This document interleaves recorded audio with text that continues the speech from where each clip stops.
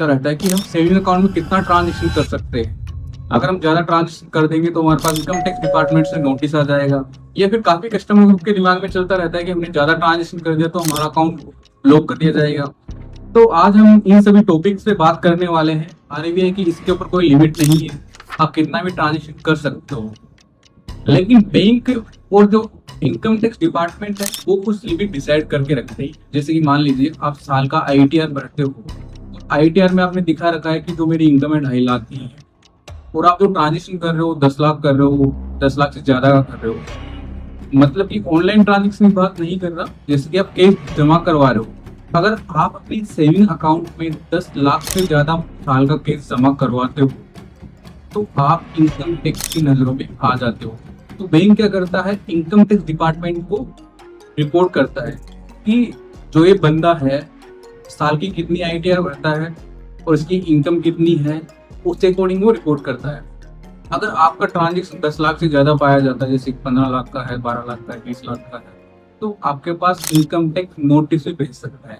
और नोटिस भेजा है तो आपको उसमें जवाब देना पड़ सकता है कि आपने जो इस पर ट्रांजेक्शन किया है, मान लीजिए आपने 20 लाख का ट्रांजेक्शन कर लिया है या फिर 15 लाख का ट्रांजेक्शन कर दिया आपने एक साल के अंदर, तो आपको वहाँ पे जवाब देना पड़ता है कि आपने जो 15 लाख का ट्रांजेक्शन किया है वो पैसा आपके पास कहाँ से आया है। क्योंकि आपने जो इनकम दिखा रखी है वो आपने 2.5 लाख 5 लाख की दिखा रखी है, और जो आपने ट्रांजेक्शन किया है सेविंग अकाउंट में वो आपने 15 लाख का किया है। तो अगर आप उसका जवाब नहीं देते हो इनकम टैक्स डिपार्टमेंट को, तो वो आपका जो अकाउंट है वो फ्रीज कर देते हैं।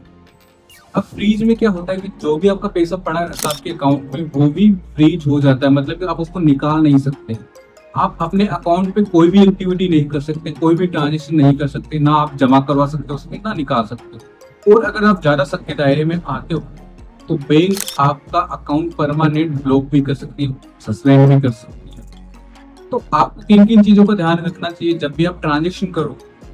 तो आपको ऑनलाइन ट्रांजेक्शन ज्यादा करना है, जैसे कि यूपीआई के माध्यम से कर लिया आपने। यूपीआई की जो लिमिट है एक दिन की वो 1 लाख से लेके 2 लाख तक की रहती है।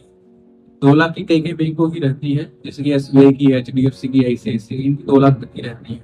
और इसके अलावा आप नेफ्ट का भी उपयोग कर सकते हो, नेफ्ट से भी आप पैसा ट्रांसफर और ले सकते हो। इसके अलावा आप आरटीजीएस का भी उपयोग कर सकते हो, इसके माध्यम से भी आप 2 लाख से ऊपर का अमाउंट भेज सकते हो। मतलब कि इसकी जो लिमिट स्टार्ट होती है 2 लाख से स्टार्ट होती है, 2 लाख से आप 10 लाख तक भेज सकते हो ऑनलाइन। लेकिन जो ट्रांजेक्शन कर रहे हो एकदम बिल्कुल सही होने चाहिए, उसके अंदर कोई 2 नंबर वाला पैसा नहीं होना चाहिए, तो ही आप इनकम टैक्स से बच सकते हो। और अगर आप कैश जमा करते हो आपके अकाउंट में, काफी बार क्या होता है कि अपन बैंक जाते हैं, बैंक में अपन 60,000 रुपए लेके चले गए कि भाई ये 60,000 रुपए मेरे अकाउंट में जमा कर दीजिए, तो बैंक आपसे पैन कार्ड मांगता है, और वो पैन कार्ड देना जरूरी होता है, क्योंकि जो भी आपका ट्रांजेक्शन अपडेट होता है केस का वो पैन कार्ड पे अपडेट होता है। अगर मान लीजिए आपने 5 अकाउंट है आपके सेविंग अकाउंट में, 5 अकाउंट में आपने 5-5 लाख रुपए जमा करवाया तो आपका होगा 25 लाख रुपए। तो वो आपको सेविंग अकाउंट में दिख रहा है, मतलब कि आपका इनकम टैक्स डिपार्टमेंट के पास तो 25 लाख रुपए दिखेंगे, 5 लाख रुपए नहीं दिखेंगे, एक अकाउंट 25 लाख रुपए दिखेंगे।